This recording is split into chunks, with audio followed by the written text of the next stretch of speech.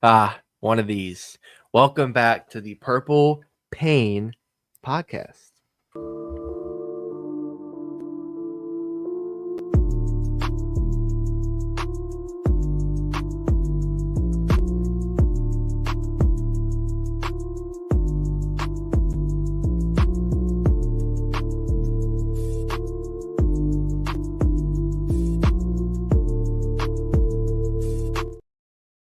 Yes, another edition, another installment, our fifth one of the year already.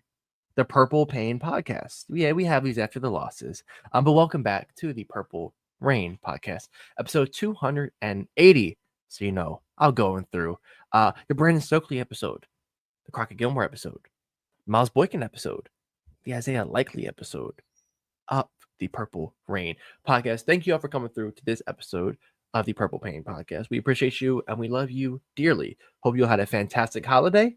You know, ate some good food, was around good people, family, friends, the whole nine, watched some football. I know I did. I'll tell you that. I know I did. Watch some Lions, another win. A little shaky. We'll talk about that. But thank you all for coming through this episode. You can follow us on Instagram at the Purple Rain podcast. Follow this guy right here on Instagram or on X at Sutton Def. Follow me on Instagram at simplyas10.prod or on X at simplyas10. And most importantly, our sponsor, Manscaped. You see it right there. It is now December 2nd. Funnily enough, it is my mom's birthday. Happy birthday, Mom. Oh, yeah. Happy birthday, Moms. Yeah. Nice. She's probably watching. You can go on there. We're now what? 23 days away from Christmas. All right. Or for, whatever you celebrate. We don't judge. And, if you want to get the perfect gift for the man in your life, Manscaped. I promise you. Hey, it's clean. He's looking clean. This hair? Come on. The scalp massager on it? Come on now. It is unreal. Can't talk about it and can't hype it up enough. Code PRP, 20% off your whole order. Free international shipping. But Mr. Sutton. Yes. It was a tough Sunday. 425. Tony Romo, Jim Nantz on the call. I'll tell you what it felt like to me. It felt like a playoff game. The way we just collapsed under the lights. The bank has that look on a 425 game where the sun is out and it starts setting and just looks a certain way. It's not prime time. I just got PTSD. Titans 2019. Chiefs last year. I got that PTSD. Lamar didn't look like himself. The offense didn't look like himself.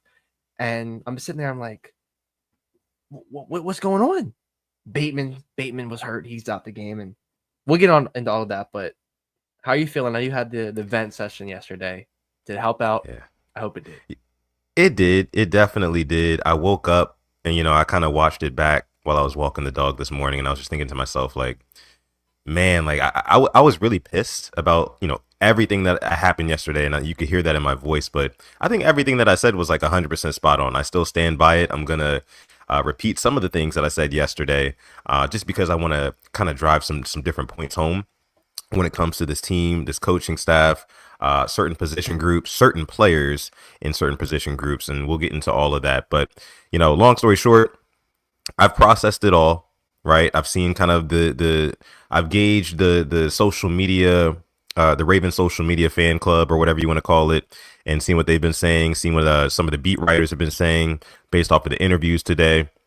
So I think now 24 hours later, or almost 24 hours later, I have a little bit more insight and context on exactly what happened. Because of course I watched the game, but there's certain things that you miss naturally when you watch the game, like which players, got this what amount of snaps or things like that. Deontay Johnson is a guy that I want to get into later in this episode. And I want to hear your thoughts about the lack of use of him, even though, we bought him in mid-season. We'll get into all that. But I do want to bring up who's here in the live chat here first. We got Dre in the building, says, what's up, Purple Rain gang? What's going on, Dre? Appreciate you for coming through. Darth Vader in the house as well, says, what's good, everyone?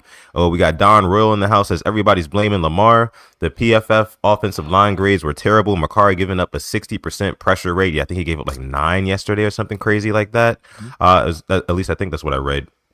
We got DWAS giving our first super chat donation, dropping the 2-piece down below in the chat. Thank you so much, DWAS, making it rain here on episode 280 of the Purple Rain podcast. What are your thoughts on referee Craig Rolstad yesterday? So I mean, yesterday was a day that, funnily enough, the Ravens did not get penalized all that often. They really didn't. I know there was a couple of missed holding calls here and there, but that's every game. That's damn near every play, right? Yep. But for the most part, I was pretty satisfied. I think we only gave up 20 yards in penalties, and it was way better than what the Eagles had. We definitely outperformed them in that department. But what were your thoughts on the refereeing yesterday? I'm right there with you. I thought we were definitely getting away with some holdings, but that's kind of the game. And yeah, I mean, after the first quarter, and they had like 5 penalties in the first couple of minutes, I'm like, all right, like this is our game to lose. Like we're playing us right now. We're playing a good team that is kind of undisciplined right now. So can we take advantage of it? Obviously not. So overall, I thought it was a good game from Craig Rolstad as Ravens, from a Ravens fan standpoint. Not kind of overall, I thought they were letting them play, um, just all around. Yeah, agree. Totally agree. Taquan is in the house. Says, what's up, Rain Gang? Sutton and Alex. What's going on, Taquan? Appreciate you for coming through. We got Lisa in the house, too, a Purple Rain pioneer herself. Says, hey, Alex and Sutton Death, I will never turn my back on Justin Tucker, win or lose. That is a very noble stance of you to have, Lisa. I will definitely say that, especially in these trying times. We're going to get into it a little bit more later on the show here. Thank you for coming through. Don Royal in the house. Again, says one play on all 22 show Falele and Makari blocking each other. Yeah. And I haven't even gotten to the all 22 yet. I'm kind of scared, to be honest with you. Purple Bird 99 says, what's good, fellas? What's going on, Purple Bird? We got Shamil Malik in the house, says, what up, what up? RJ is back in here again, says, man, I'm hurting, man. Yeah, I mean, 24 hours later, still hurting. Still hurting. Yeah. Says, Sutton, you were fired up last night. Definitely was. Definitely was, 100%. We got Tamia Parker in the house. What's going on, Tamia? With the hearts.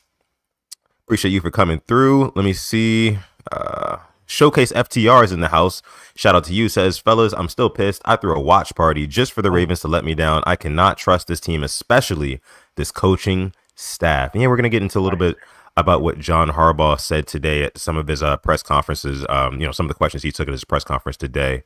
SG is in the house. Says, what's up, Purple Rain Gang? What's going on, SG? We got Mod K Dog. That is to you in here. Says, who's got it better than us? Everybody. I mean, and I think that's pretty accurate right now. I mean, of course, there's certain teams who don't have it as good as the Ravens, right? Not every team has a over 500 record, 8-5, and staring down the playoffs with a couple of good wins. But where the Ravens are right now, I think there is legitimate cause for concern on whether or not they can make the playoffs, right? Like that's not far-fetched to talk about. And normally at this point in the season, we're already like full speed ahead to the playoffs. But right now, no, we still have more solid work to do. But shout out to you, K-Dog, for coming through. We appreciate you. J1213 says, I think Harb should definitely be on the hot seat to be fired after this season. My guy Alex is going to get into all that Harb's talk and the criticism facing him. Just give us a minute. Just give us a minute. Long Gaze Productions, the mod Long Gaze Productions, that is, says everybody indeed. Yes, everybody has it better than us. Dylan in the house. What's going on, Dylan? We got Deshaun in the house. We got Tanja Bowman in here as well. We got Mod Boz going.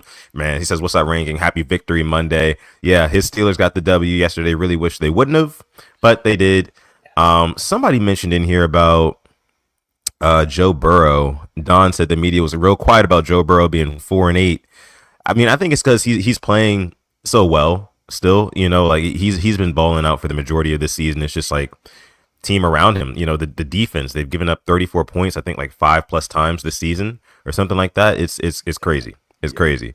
But let me see. Tyler says, after seeing some of our other podcasters like Ravens Flock and Engraven, Makari was a sore thumb that got exposed again, and apparently he has done so in all our losses. Yeah, shout out to Ravens Flock and Engraven as well. Both really good podcasters for the Ravens community.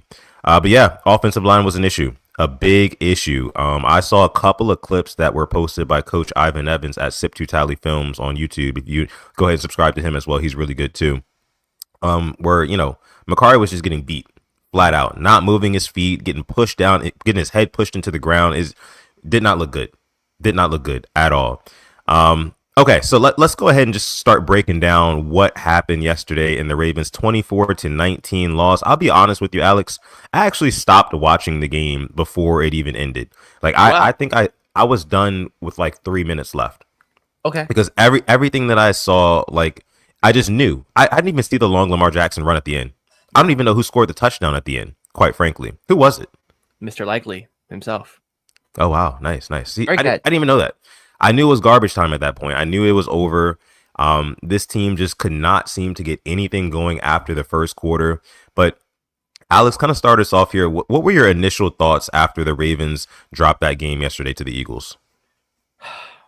I was upset. I was definitely upset. I thought we were gonna win. If we would have had a score prediction or something like that, or I would have picked us to win. I'll tell you that right now. I'm not gonna sit here and lie and say I didn't expect us to win. Um, but I can take a silver lining. That's an NFC team, so when we get down to the playoff time, like it's not gonna hurt that bad. But it's a Yeah, loss is still a loss at the bank nonetheless in the black and purples, which we were undefeated in. But it just like I said, to me, my knee jerk reaction is like I feel like I'm watching a playoff game once again. It just felt like you know, if Lamar's not playing at his best, neither is anybody else. And I think I'm going to criticize him in the fact that he did miss a couple of throws early, and I think that kind of threw off the whole game. But I've seen games from all these other teams and the quarterbacks, Josh Allen, Patrick Mahomes, all those guys that if they have a mediocre to below average game, the guys around them they win that game for them. Look in the games and look at Lamar's passer rating in the games we lose, and look at the games we win. He has to play damn near perfect for us to win these games, and that's kind of where my gripe is. Um, I do want to talk about Todd Monken as well because I feel like he's been kind of not been getting criticism he kind of deserves. Is that we're going down 2 scores in some of these games. We didn't go down 2 scores yesterday, but the Chargers game down 10-0 early. We started off well yesterday, and then just all fell downhill. Like we kind of went away from what was working. Um, Derrick Henry, they kind of stopped running him at a point, and just like they had an answer for everything we were doing. And obviously, I want to talk about Deontay, but just from there, to me, it just felt like a playoff game. That wasn't the Ravens. The offense, at which looked like world beaters, turned into just mediocre, and the defense, which looked awful the whole year, actually was holding their own for the most part. yeah, For the most part. yeah.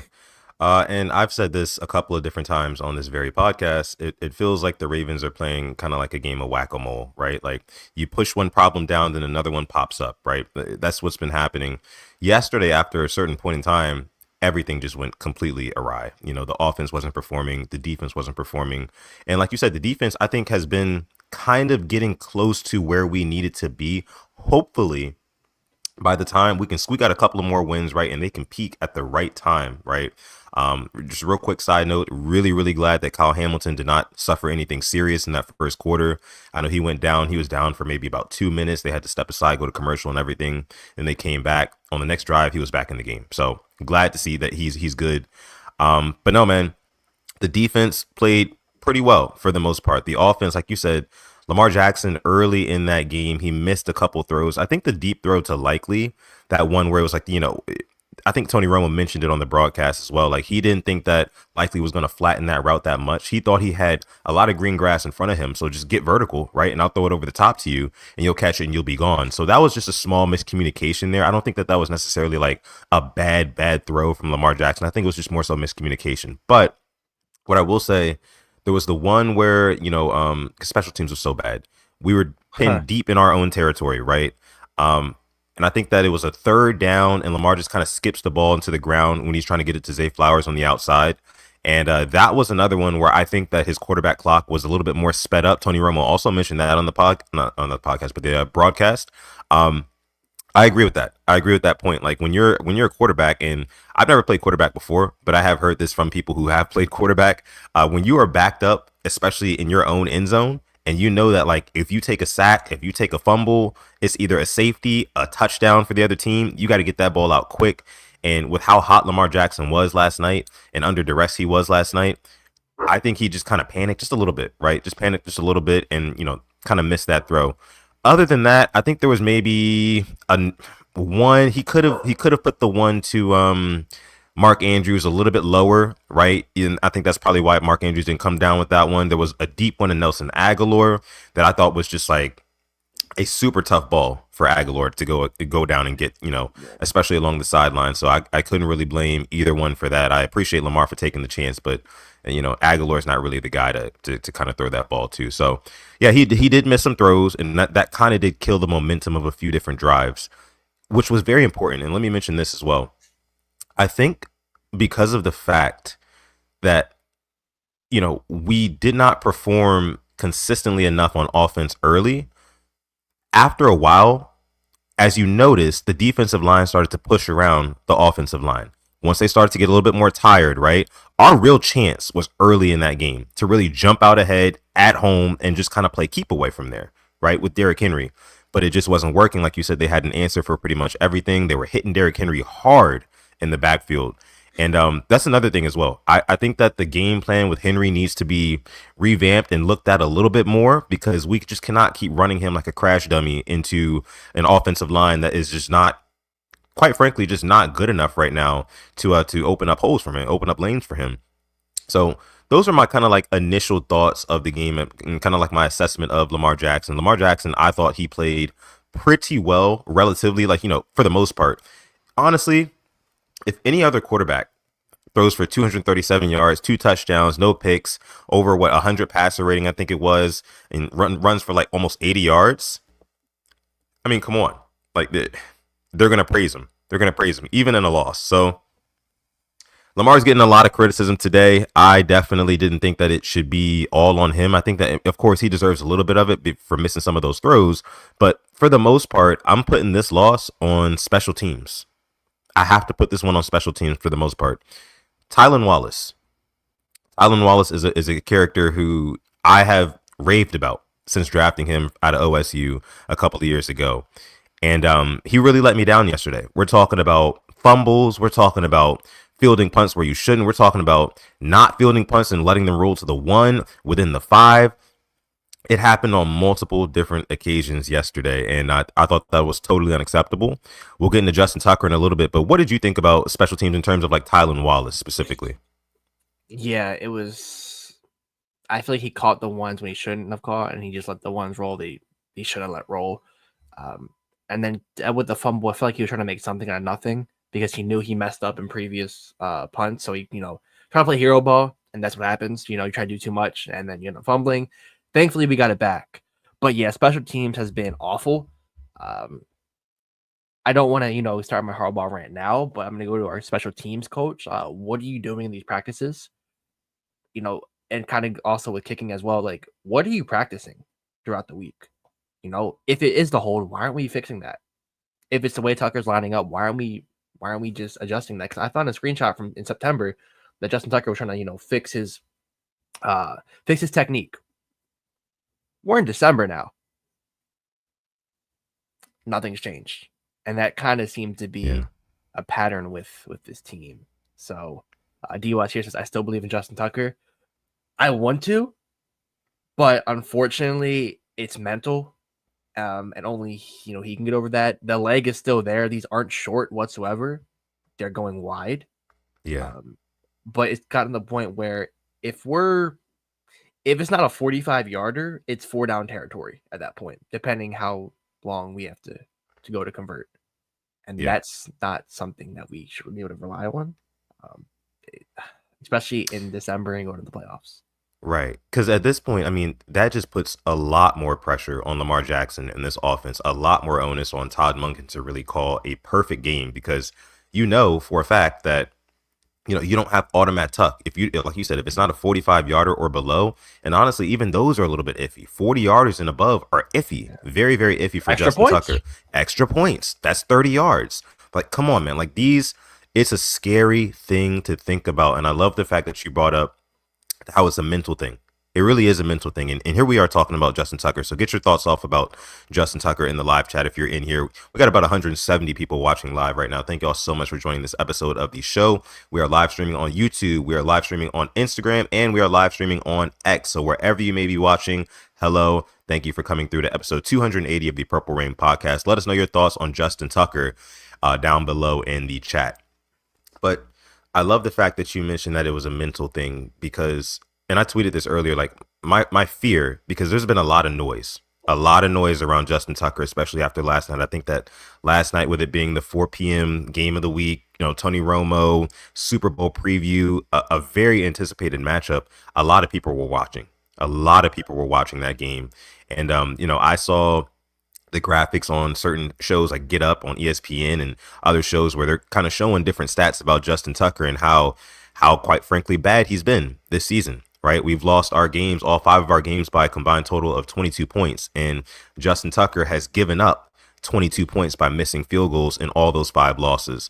I see things like that, and I know Tucker's got to see it too. And that only just adds to kind of like the mental stress that's put on Justin Tucker right now. And that's my only fear, is that since this is a position, like kicker is such a unique position because it's just you, right? It's like you got one job. You come in here, everybody's just kind of relying on what you're about to do, right? At least with like the quarterback, Lamar Jackson, he's got receivers to throw to who have to do their job.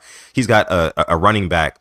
Derrick Henry's got, he's got to run the football, but he's got other guys who play his position as well, who can come in when he gets a little bit tired or when things aren't really going his way, things like that. Justin Tucker is the only guy. I've seen some guys talking about, oh, maybe we should try out Jordan Stout. He was pretty good at Penn State for a little bit, had a 57-yarder, whatever, right? Like, but with Tucker, it's just him. And this goes for all kickers, all starting kickers in the NFL. Like that's just what it is. So I really, really hope that he has I don't know if it's a therapist he needs to go to and just kind of work through some demons that he's got going on inside right now, or I don't know if he just needs to completely like lock himself out of media. I'm sure he is probably doing that, to be honest with you, not really paying attention to all the noise and whatnot. But how could you not hear and just feel it? As he literally said it himself last night. He said, I feel like I let this one get away from us. I cost us this game.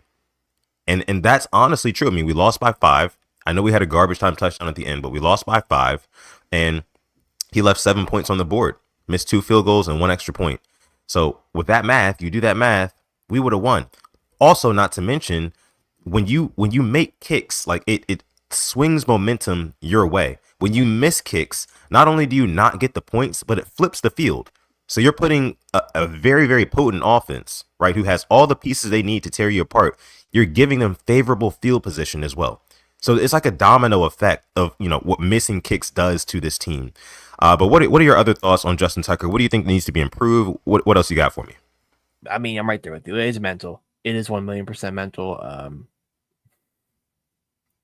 It is a little bit technique as well, the way it's going, but you're right there with the switching field position, and it did give the Eagles a lot, I thought, of momentum. I'm a big believer in momentum in sports, and just knowing you're about to go down, and then the fact the kicker misses it multiple times, it gives the offense a little extra juice. You got bailed out, let one go.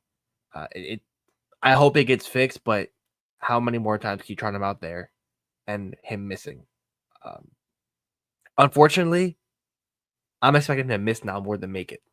I never thought I would see the day about Right. Justin Tucker. And you can correct me if I'm wrong, but of recent, it's a what have you done for me lately league. I appreciate everything he's done. I said that, I gave him the benefit of the doubt, but I think yesterday was like the tipping point for me where it's December 1st and it's still going on. It's, we're trying to be a Super Bowl contender here. Yeah. It's not going to slide. So that's where I'm at. I do have faith we can develop kickers. We've done it many of times.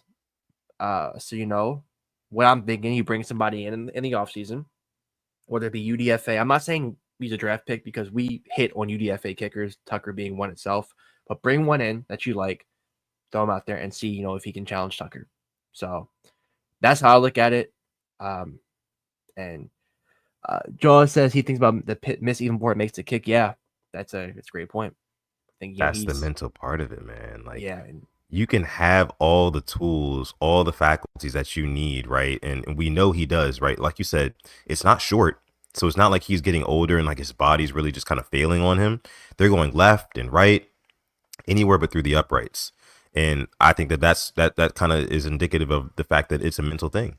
It's definitely all in his head right now.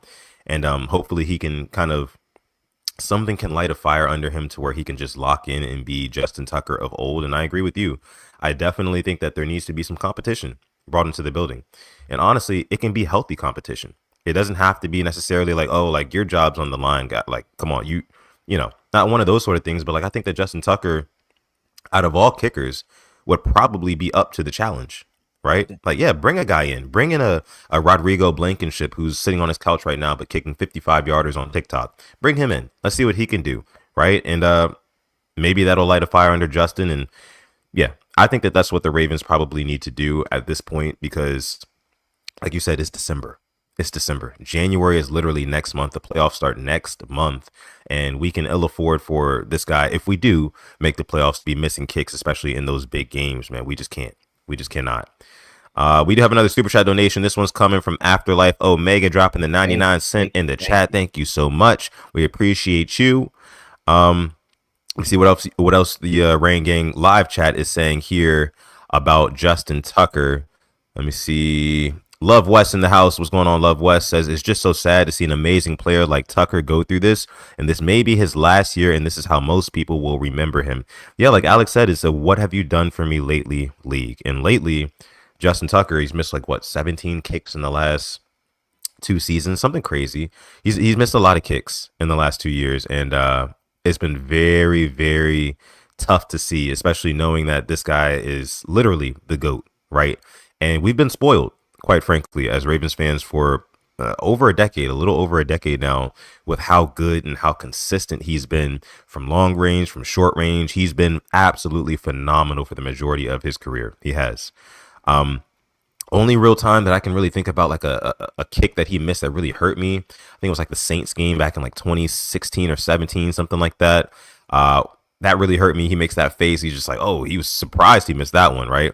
But he bounced right back, But now it just seems like the struggles are just too consistent. They're too consistent to just kind of, especially with us being in our championship window, with us being in our Super Bowl window, it is Super Bowl or bust. Make the Super Bowl or bust this year, right? We just can't have that. We just cannot have that, and it is sad to see. Very, very sad. Yeah. We can move on from this. I feel like everybody knows Tucker, but I do want to talk about the meat and potatoes of a big problem with this Ravens, and something we've kind of not minced words on. We've talked about for a while. And that being the coach itself, John Harbaugh. He did have his press conference today after the game. He said a whole lot of words and a whole lot of nothing in those words. I'll tell you that right now. And it's something he doesn't owe us anything, the fans, but you're not being transparent at all. We're just here at the end of the bar. Honestly, Sutton got your beer. We're at the end of the bar. We're at the end of the freaking bar. And I try to give a lot of people just a life of benefit of the doubt. But after yesterday and after hearing what he had said today, it's hard for him to come back. For me personally, to support him and think he has a future here. And honestly, I never thought it would be because of this, but it's because of the way he's handled Deontay Johnson. I think it started yesterday. We're gonna release him. I'm just gonna kind of be a spoiler alert. He's not gonna be a Raven. We're gonna trade a pick for, I think, a very talented receiver who could help us out yesterday. But instead of trotting him out, you're gonna keep on trotting out Nelson Aguilar, who had a drop pass to one on the sideline. How that isn't the catch. Lamar puts it right here, right there. That was still a tough ball though. That was a tough one. He was in between 2 defenders. He should have came down with it, and I think he did catch it. He just didn't get both feet in, right? He caught it, but when he went out of bounds, it came out. Oh, right. Yeah, that's right. Yeah. Damn, Aguilar, you got to come down with that one. I'm gonna keep him going with one more. Okay. Offensive line. You are leaving the better players and the more talented players on the bench because you want to prove a point. Because you have an ego so big, you want to prove a point. Please tell me why Ben Cleveland isn't playing. Andrew Voorhees. Yes. I you know what I really do think that we can attribute this to? It's just the Lamar Jackson effect.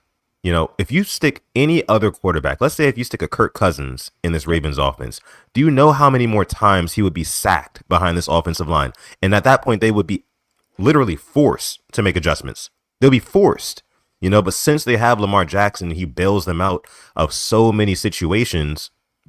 It's Harbaugh, of course, he's going to get up there and be like, I think we're good with the offensive line right now. And that's what he said today. I think we're good there. I don't think it makes any sense to make any changes. I think we've been good. Yeah, they could have made some more blocks yesterday, but I think we're good going forward. That's what he said. And that just has to do with how spoiled he has been from Lamar Jackson since 2018. Since 2018, Lamar Jackson has made John Harbaugh right when he's been wrong so many times. We see it time and time again. It's embarrassing. It's embarrassing to see. We got over 190 people watching live right now. Thank y'all so much for joining the episode of the show. This is episode 280 of the Purple Rain podcast. If you're watching on X or Instagram, maybe head over to YouTube and give us a sub. We'd appreciate that. And also like the video as well. That also helps us out a ton.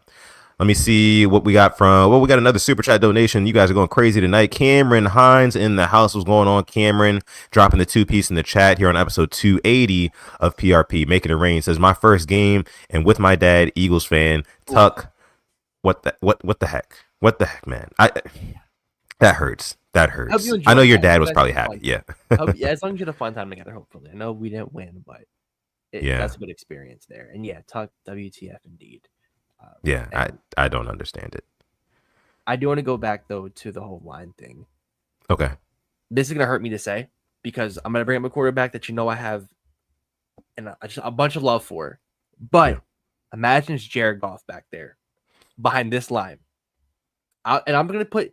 You can say, "Oh, Kirk Cousins isn't good, right?" Jared Goff, they put him in the MVP talks. Who I don't believe. I don't think he should be in the MVP talks, but they have him in there. You put him behind this line. No Patay Sewell, no Dan Skipper, no Kevin Zeitler, who we just let walk. Great call, by the way, guys. We like our guys. We have this guard, guys, that 7th round pick he's gonna take over for Kevin Zeitler. We drafted him because he got hurt and he's gonna take it over. Yeah, you let Zeitler walk, and where's Andrew Voorhees? What's he doing now? Right, he's not even playing. Great job. Another miss. Yeah, great job.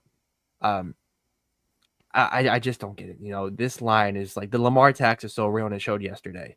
I don't know how Daniel Falele is still a starting lineman. He should be in the bloodline in WWE. He shouldn't be an NFL player right now. He is not an average starter in this league. He's below average. I saw him whiff on multiple plays yesterday, and John Harbaugh saying the line is fine. Yeah. That it doesn't make any sense to me. And you know what?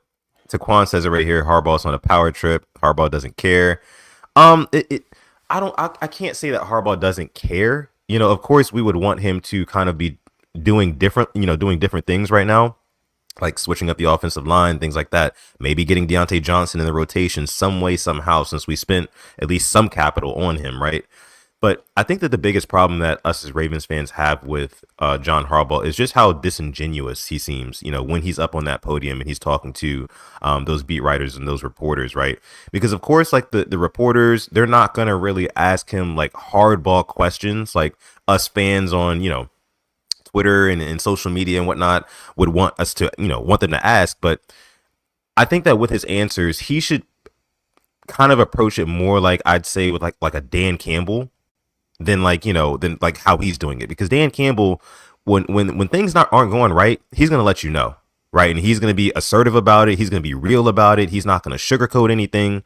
But with Harbaugh, it's just always like, yeah, I know we've got some problems, but we like our guys and we think we're in a good spot. And it's just like, that's the same message every time. And it's just tired. It's stale. The fans do not want to hear it anymore, because the deficiencies that we've been having, all of them lead back up to coaching, or at least 90% of them lead back to coaching, right?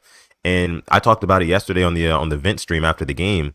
I don't understand how our special teams is struggling when our head coach is a special team specialist. Yeah. I just don't understand that. Like you said, what are they doing in practice? Yeah. And what's even worse, you bring up the beat writers. They can't ask tough questions or they'll get their credentials stripped.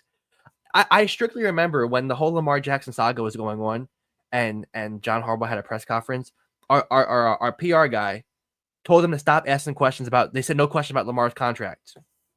Why? As a journalist, that is what you're supposed to do. The fans don't give two shits about something. Everybody cared about Lamar's contract, and as rightly as they should have. And they said no questions about it. You think that we can ask that dictator up there, that we can ask freaking Kim Jong Harbaugh about the line. I mean, you can like you're gonna get your credentials stripped. So Yeah. I yesterday was honestly just a breaking point because I'm tired of seeing my quarterback bail out this man for many years and keep him in employed. Um, Mm. and the country club shit has got to go. But once again, what do I know? I'm at the end of the bar. I got me a Surfside right now, just chilling. I'm next to Sutton drinking a Corona, and we're just watching freaking Red Zone right now. So Yeah. I've had enough, dude. and for the Yeah. fans to say, "Whoa, it's not his fault." Well, it kind of is because the quarterback can't really play his game when he doesn't get any time protected. But what do I know? Yeah. Yeah. Hashtag Kim Jong Harbaugh. We're gonna go ahead and trademark that one. We're gonna trademark that one. We got another super chat donation coming in from Cameron Hines once again, dropping the 2-piece in the chat. Thank you so much, brother, for that. Says, by the way, the Eagles took over the bank, even in the hotels. Yeah, man, that's not good. That's embarrassing. Embarrassing, man. And the fact that we got pushed around on the field yesterday, don't love to see that. You hate to see it, actually. Hate to see it. But thank you so much for the super chat donation, man. Making it rain here on episode 280 of the Purple Rain podcast. We got over 200 people watching live. Make sure you like the video, subscribe to the channel as well. You can follow us on Instagram at the Purple Rain podcast. You can follow me on X or Instagram at Sutton Def. You can follow this guy on X as simply as10 and on Instagram as simply as10.prod. And yeah, so moving right along here, let's go ahead and get into a little bit about Lamar Jackson again. And I know a lot of people were talking about his decision making with running the football last night and recently. Even Lamar Jackson's mom, and you actually put me onto this like live when I was on my vent session. You said that Jeff Zrebeck said that Lamar Jackson said his mom called him and cussed him out because she felt like he could have ran way more than he did. And I can see that. I did think he was a little bit more decisive with running the football last night. There were a couple spots where he was creeping up close to the line of scrimmage and he would just take off. And the burst from Lamar Jackson, I said this last night on the vent stream, I saw it for the first time in a long time. It felt like when he decided to take off, he was making up 10 yards in like 2 steps, right? That's what it looked like, right? I know the motion blur on our television screens, I wasn't actually at the game, makes it look a little bit different, but it's just like, bro, this guy is unbelievably fast, right? And we got to see that again last night. So I would love to see Todd Monken like wake up and realize what he has with Lamar Jackson's legs. I know we want to save him for the playoffs and things like that, but at this point, you see the title of the video, the Ravens are actually in a crisis right now. We're 8-5, and we need to win a couple more games in order to find our way into the playoffs. That's just what it is. So I would like to see a little bit more kind of like versatility when using Derrick Henry and Lamar Jackson, because the reason why we bought in Derrick Henry is so we can threaten him and Lamar Jackson at the same time and really put defenses in a bind. But it seems like now early in games, we're just kind of spamming Henry, and Lamar Jackson runs only when he absolutely has to. Play breaks down, things like that. I also said this last night. I don't think it's very fair for us to over criticize Lamar Jackson on whether or not he needs to run or pass, because at the end of the day, he is a quarterback first. He's a quarterback first. And we know he wants to be pass first, but he's got a gift that sometimes I think he thinks is a curse in his legs. Right. And it's like sometimes he kind of struggles when to use them exactly. And it's kind of hard to, have him be perfect or expect him to be perfect and take off at the right times and throw the ball at the right times. Right. But yeah, what are your thoughts on Lamar Jackson running the football? I couldn't agree more with what you said. Sometimes when it's not there, I want him, take what they give him. But the curse is 100% correct. And it comes from the people that kind of have these shows and a lot of following that sit there, I think, just watch Ravens games just to see him fail. And we all know who I'm talking about right now, a couple of them, but we know there's one big suspect. All right. One big suspect. All I'm going to say.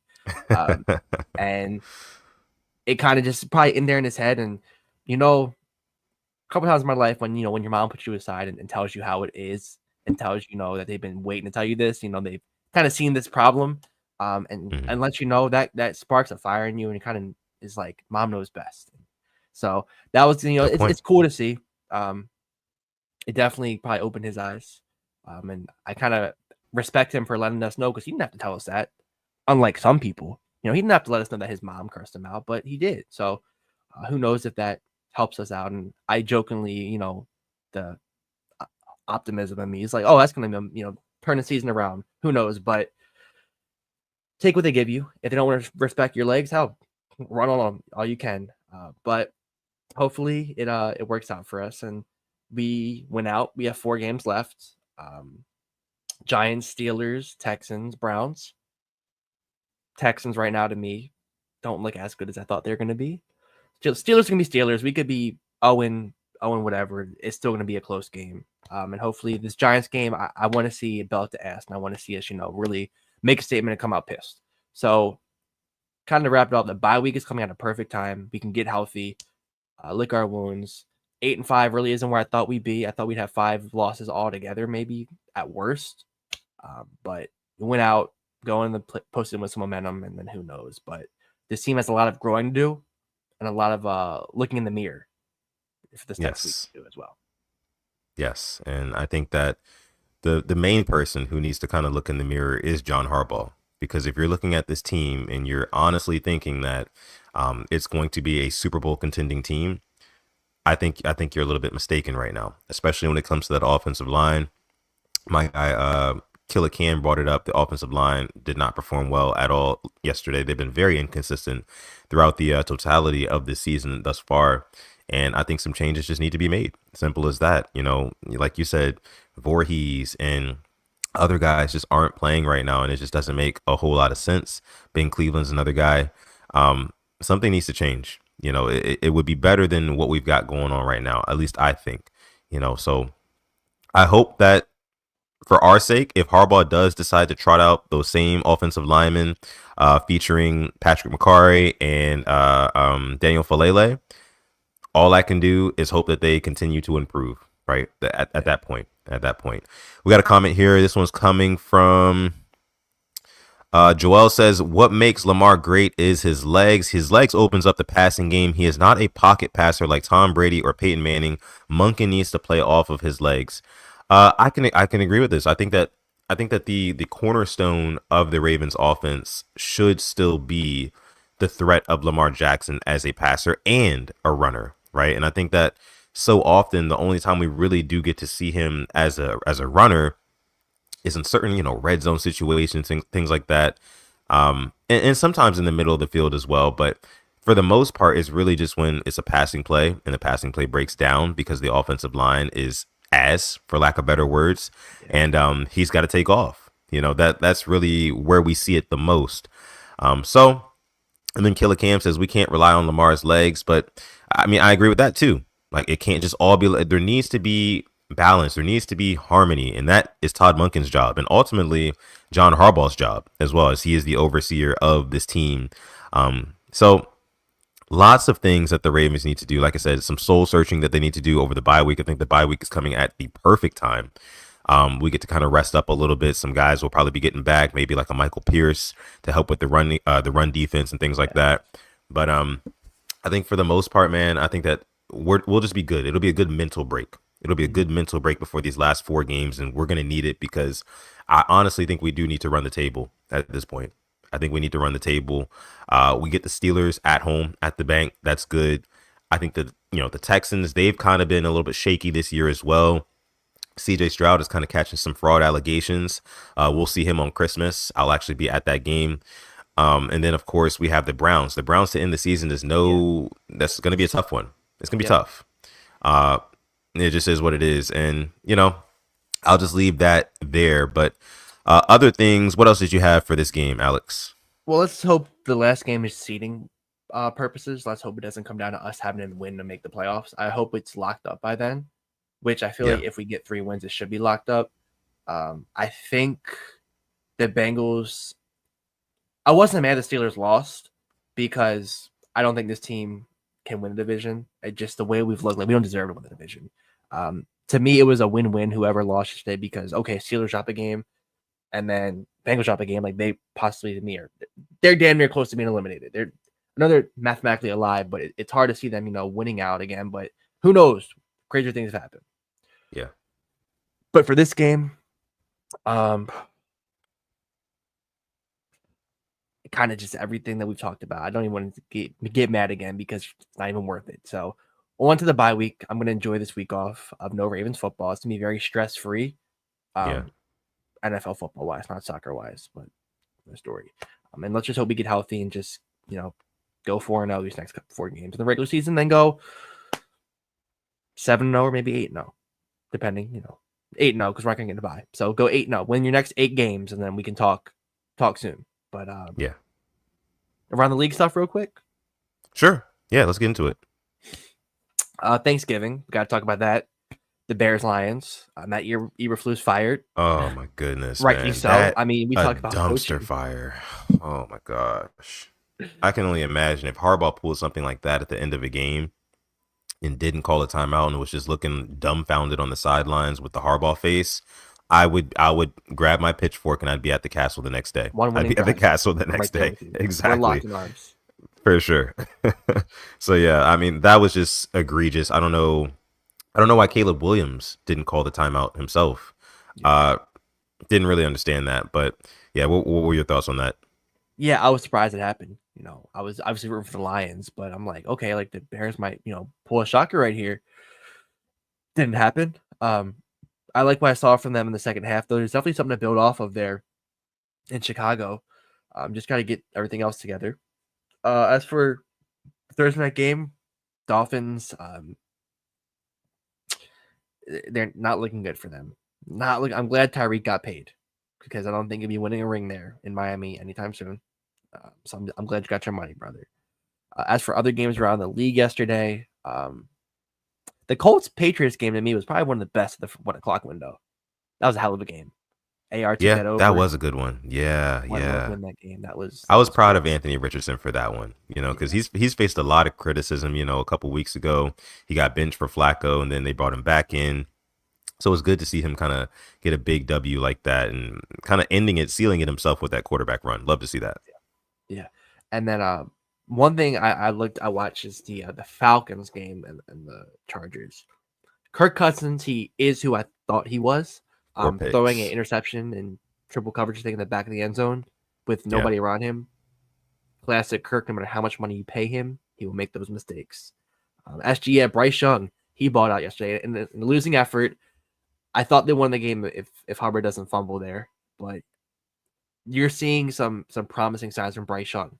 These past 2 games, he's looked really good. So good for the Panthers. They deserve that. Hopefully he's the guy for them. I mean, I don't know. I mean, looking at his numbers, you look at his numbers, they do look a little bit pedestrian. I'm not going to lie. I mean, 26 for 46, 298 yards. I mean, you put the ball in the air 50 times. 1 touchdown, no picks. I mean, I appreciate the no picks, and I don't want to sound like a hypocrite because Lamar Jackson had a 237 yards, 2 touchdowns, no interceptions. Of course, it's not his best game either, but I don't know, man. I don't know. That's just a lot of incompletions for me. A lot of incompletions. Yeah. I'd have to go back and watch it, though. Other games, 1 o'clock window. I was just watching Red Zone. The Commanders blew up the Titans. I actually was watching that game. I'm sorry. I had that on the TV. That game was over in the first quarter. Titans are just a dumpster fire right now. Just fumbling the ball, back-to-back plays. And then Jaden Daniels is doing what good quarterbacks do and is beating up on bad teams. So what's funny? Because like I was talking to my boy Terrence Mallory from the Mallory Bros podcast earlier today on Twitter, and he's a Commanders fan, and he was saying how it doesn't make sense that the Ravens and the Commanders have the same record, but people have the fraud allegations out for the Commanders, but not necessarily so much for the Ravens. And I guess that's what he's seeing in national media. And I was kind of telling him, like, I don't think that the Commanders have really built up that type of credibility that the Ravens have yet. So where if we lose, national media is still going to give us the benefit of the doubt. Vegas is still going to give us the benefit of the doubt. And I think Vegas is where it really lies. You know what I mean? Like they're very objective about everything in terms of picking who's going to win, who's going to lose. Yeah. And I think that it just kind of goes to show with the Commanders, you have to beat good teams and you have to look good doing it. You have to beat winning teams, just as simple as that. And they haven't really been able to do that all that much this season at all. So that was what I was kind of trying to explain to him. But I think that the Commanders are still well on their way. I still believe in Jaden Daniels and Terry McLaurin. That connection looks really good. Brian Robinson, I like a lot. And yeah, that's what I thought about them though. Speaking of other teams beating good wins with, well, I don't even know if you can't really look at them. The Bills, that was a good win last night. I'm not going to say and take it away. That was a good win. Niners right now are not looking hot. The Niners have this thing where every like 2 to 3 years, everybody on their team just gets hurt. Like anybody, and everybody of key contributors get hurt. And that's kind of how it's felt this year with them. Go on the Bills. Good win on Sunday night. Josh Allen MVP, cool. You can take it. I give the rat's ass about MVP this year. I'm looking at something bigger. I think it's kind of it feels like a sympathy award right now for him. I have him second right now. I think Saquon's my number one because Saquon literally finished that game for them yesterday, but that's just me personally. Still a quarterback's award. Yep, it's a quarterback's award. And, they should rename it that. Rename the MVP the quarterback award and have. Why not, right? Let's just keep it real. Let's just be real with ourselves. What's the difference between offensive player of the year and MVP? What's the difference? We need to know. But yeah. Made that cool play, but in the snow, in front of the Mafia. But tonight we have the Broncos and Browns. Yes. So you said you're looking forward to seeing Bo Nix. So am I. Yes. Definitely proving me wrong. I'll eat crow on that one. And the Browns win tonight wouldn't hurt us because we're kind of fighting with the Broncos now for a wild card spot. But either way, hopefully it's a good game. Yeah. That's what I'm hoping as well. I do have the Broncos winning this one over the Browns. I'd say maybe like 26-19, something like that, somewhere in that score range, which is kind of similar to our score from yesterday against the Eagles, funny enough. But yeah, so that was the week. Was it week 12? We just witnessed. Is that 12? 13. Okay, 13. 13. 8-5 after week 13. This has been our post game. A day after, right? So we've kind of gathered all of our thoughts, our post-game thoughts on the Ravens' loss to the Eagles. We're going to go ahead and end the stream after all of that. And so if you're just getting in here, make sure you rewind, right? If you're just joining on Twitter, make sure you flip over to YouTube, rewind towards the beginning, and watch the entire episode. Because I think we talked about a lot of stuff. We covered a lot of good stuff in this episode, man. One last thing I do want to bring to you is Keaton Mitchell, Alex. Yeah. I want to ask you about Keaton Mitchell. He has not been playing, was a healthy scratch last night. Some people are saying, he's just not all the way 100% healthy yet. He can't contribute yet. What are your thoughts on Keaton Mitchell and not playing? I think John mentioned it today. Or Kim John mentioned Kim John. Kim John. There you go. That's the one right there. That's the one. I think he mentioned that he's not really all the way there and just some nagging in I words. I would try to get the exact report, but I mean, Rasheen Ali did break off a pretty nice return yesterday. That was good to see. Yeah. But Keaton back there, we need him healthy. I'd love to see him break off a big run, just to add another element to this offense. But I guess it's wishful thinking.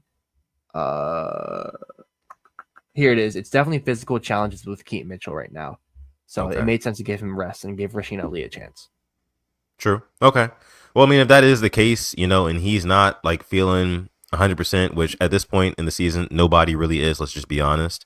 But, after coming off a major I word like that, we wouldn't want him to re-aggravate it. So I'm okay with keeping him on the sidelines until he is absolutely 100% confident and ready to go in that backfield. I don't want to see him returning kicks or whatever he was doing in weeks past. I want to see him in the backfield, getting those outside runs and kind of getting to that top speed again, because it was just a few months ago that he said he was back up to 20 miles an hour running, right? So I don't know if he got hit or something like that. He got hit the wrong way and it kind of retweaked his I word just a little bit. So he had to, kind of sit out, but would love to see him back in the mix of this offense because, like you said, it just adds a whole nother element that I feel like teams are just simply not ready for. When Derrick Henry is not in the game, linebackers literally exhale. That's what they do because they're like, okay, I don't have to tackle this guy on this one. I don't have to go after him. So, yeah, it would be a very, very nice change of pace with having Keaton Mitchell and Derrick Henry in that backfield. So Yeah, I think we're going to go ahead and end it there for this episode of the Purple Rain podcast. This has been episode 280 of PRP. We're 20 episodes away from 300. Look at that. Look at that. Wow. And yeah, so listen, you can follow us on Instagram, and we're actually streaming live on Instagram right now at the Purple Rain podcast. You can follow me on X or Instagram at Sutton Def, like you see down below. And you can follow this guy over here on X at simplyas10, and then on Instagram at simplyas10.prod. And like he led the episode with, our sponsor, Manscaped. Like you said, it's December 2nd.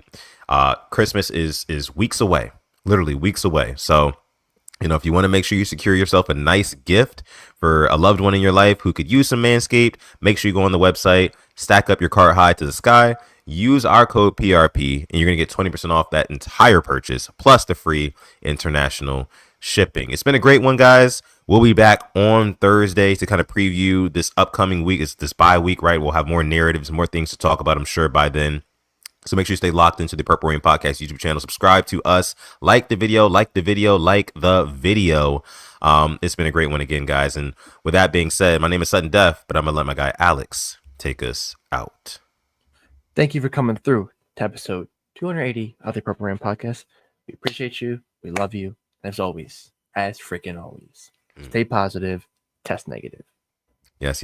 And never, ever, ever forget, even on the rainiest of days, to call God. Episode 280 of the Purple Rain Podcast. We're going to catch you guys